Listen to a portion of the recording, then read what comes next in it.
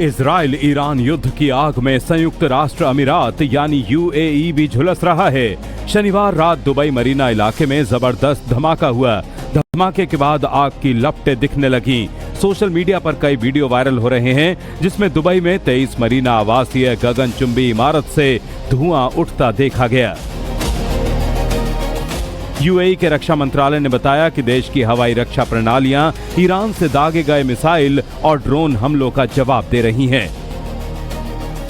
इस बीच अमेरिकी राष्ट्रपति डोनाल्ड ट्रंप ने ईरान को बड़े सैन्य नुकसान का दावा किया है।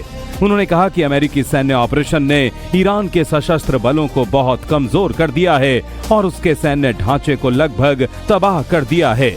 लेकिन दावा यह भी है कि ईरान के खिलाफ ऑपरेशन के दौरान सबसे महंगे इक्विपमेंट के नष्ट होने से अमेरिका का फाइनेंशियल नुकसान $2.52 बिलियन तक पहुंच गया है, जिसमें जंग में अमेरिका को $2.52 बिलियन का नुकसान, कतर में $1.1 बिलियन का AN/FPS 132 air defence radar system तबाह, यूएई में $500 मिलियन का THAAD सिस्टम का AN/TPY-2 रडार तबाह, कुवैत में $282 मिलियन के 3 F-15E strike eagle fighter jet crash, Kuwait में $30 मिलियन की 3 AN/GSC 52B satellite communication terminal तबाह, बहरीन में $20 मिलियन के 2 AN/GSC 52B satellite communication terminal बर्बाद, जॉर्डन में $500 मिलियन का थर्ड सिस्टम का AN/TPY-2 रडार खत्म, ईरान में $90 मिलियन के 3 MQ-9 रीपर ड्रोन तबाह हो चुके हैं। यानी साफ है कि ईरान के खिलाफ अमेरिका को जंग छेड़ना अब महंगा पड़ रहा है। ऑपरेशन एपिक फ्यूरी के पहले 100 घंटों में ही अमेरिकी सेना को लगभग करीब 48,306 करोड़ रुपए खर्च करने पड़े हैं।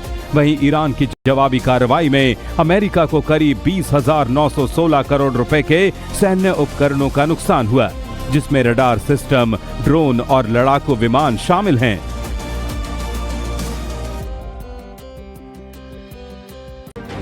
बड़ी खबर आपको बताते हैं, दुबई पर ईरान की बड़ी ड्रोन स्ट्राइक सामने आई है और यही कारण है कि दुबई में फिलहाल जितने भी जो फ्लाइंग ऑपरेशंस हैं वो सस्पेंडेड भी नजर आ रहे हैं। आपको बता दें कि दुबई से जानकारी है, मरीना 23 टावर की 90 जो माला है वहां पर अटैक किया गया है। 90 स्टोरी बिल्डिंग पर अटैक यहां पर किया गया ईरान के द्वारा। आपको बता दें ये मरीना टावर है, काफी ज्यादा फेमस ये टावर है और यहाँ पर मलबा आकर गिरा है। जो मिसाइल और जो ड्रोन इंटरसेप्ट किए जा रहे हैं उनके मलबे से ज्यादा नुकसान इन शहरों को हो रहा है। हालांकि दुबई में कई जगहों पर जो एक्टिव है एयर डिफेंस सिस्टम वो कई सारी मिसाइलों को इंटरसेप्ट कर रहा है, ड्रोन्स को इंटरसेप्ट कर रहा है, लेकिन बावजूद इसके कई सारे जो ड्रोन्स हैं वो टारगेट को हिट करते हुए भी नजर आए ईरान की तरफ से।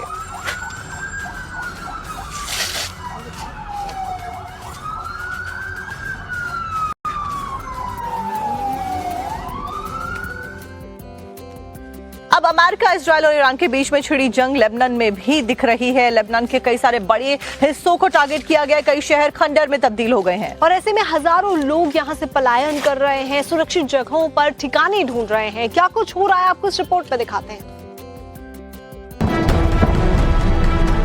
इजराइल की सेना ने शनिवार को लेबनान की राजधानी बेरूत पर हमला किया।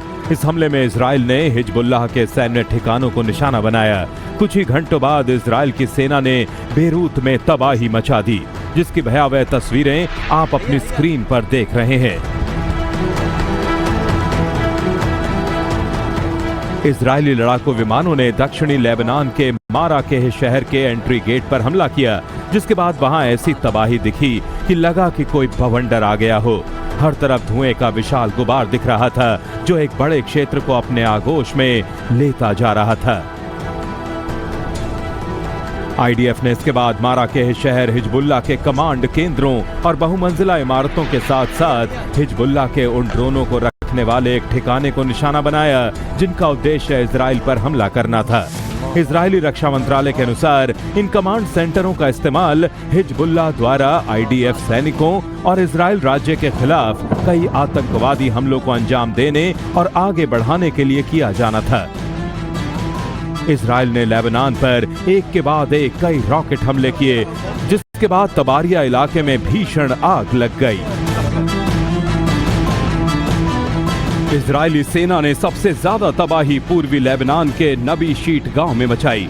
आईडीएफ की बमबारी ने ऐसा विध्वंस मचाया कि सब कुछ बर्बाद हो गया। इजराइल की मिसाइल ने गांव के बीचों बीच एक विशाल गड्ढा बना डाला। वीडियो में मकान, दुकान, घर, इमारत सब कुछ तहस नहस नजर आया।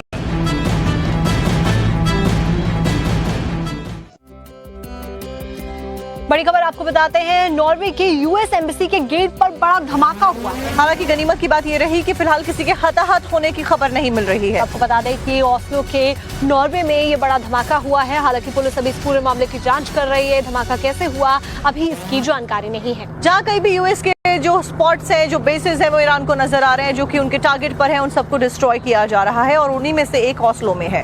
वैसे मैं आपको बता दें कि ओस्लो के नॉर्वे में ये धमाका होता है। हालांकि ये कैसे हुआ है, क्या फटा है, वो अभी तक नहीं पता चल पाया है और किसी के हताहत होने की खबर नहीं है।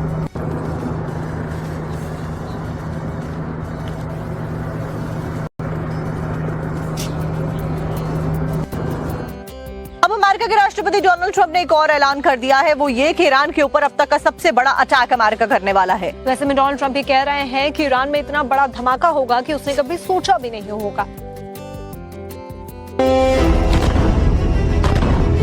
ईरान पर अब तक का सबसे बड़ा हमला होने वाला है। इसका ऐलान अमेरिकी राष्ट्रपति डोनाल्ड ट्रंप ने स्वयं किया है।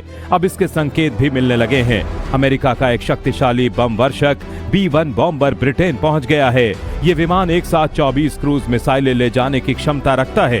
ये तब हुआ जब ब्रिटेन के प्रधानमंत्री कीर स्टारमर ने अमेरिकी सेना को ब्रिटेन के सैन्य ठिकानों से ईरान के मिसाइल ठिकानों पर हमला करने की अनुमति दी है, जिसके बाद यूएस B-1 बॉम्बर को पश्चिमी इंग्लैंड के RAF फेयरफोर्ड में उतारा गया। B-1 लांसर को अमेरिकी वायुसेना के सबसे तेज बम वर्षकों में गिना जाता है। 86 टन का भारी भरकम फाइटर जेट 1448 किलोमीटर प्रति घंटे की रफ्तार से उड़ान भरता है। इस विमान को द बोन भी कहा जाता है। इसमें एडवांस रडार सिस्टम, GPS आधारित टारगेटिंग, इलेक्ट्रॉनिक जैमर और दुश्मन के रडार से बचने के सिस्टम जैसी आधुनिक तकनीक लगी है। इस बीच ईरान के ठिकानों पर हो रहे अमेरिकी हमलों के बीच एक बार फिर दुनिया की नजर अमेरिका के शक्तिशाली बम वर्षक विमान B-52 स्ट्रैटोफोर्टिस पर टिक गई है। अमेरिकी सेना के ऑपरेशन एपिक फ्यूरी में इस विमान का इस्तेमाल ईरान के मिसाइल ठिकानों और सैन्य कमांड सेंटरों को निशाना बनाने के लिए किया गया। करीब 7 दशक पुराना ये विमान आज भी अमेरिका की सैन्य रणनीति का अहम हिस्सा है। यही वजह है कि आधुनिक स्टील्थ विमानों के दौर में भी ये भारी बम वर्षक विमान लगातार युद्ध अभियानों में इस्तेमाल किया जा रहा है।